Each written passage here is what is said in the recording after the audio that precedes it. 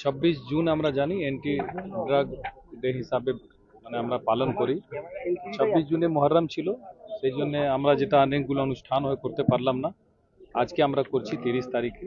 এখানে একটা র্যালি হয়েছে পিটিএস থেকে, এখানে বাচ্চারা এসছে, অনেক এনজিও যারা যুক্ত আছেন ওনারা এসছেন এখানে, এবং আজকে অন্যান্য আমাদের অফিসার আছে এবং আগামী দিনে আমাদের কি পরিকল্পনা আছে ওগুলো নিয়ে আলোচনা হবে। আপনারা জানেন আমাদের শুদ্ধি প্রজেক্ট আছে, এছাড়া গভর্নমেন্ট অফ ইন্ডিয়া একটা নেশামুক্ত ভারত অভিযান চলছে।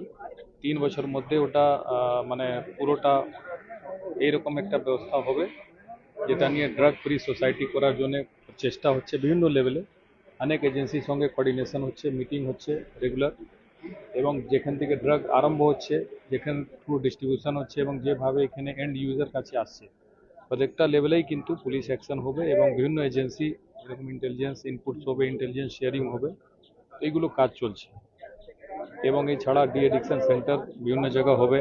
তো মানে অল আউট এফার্টস আর দেয়ার আছে আমাদের, যেটা কি করে এটা বন্ধ করা হবে।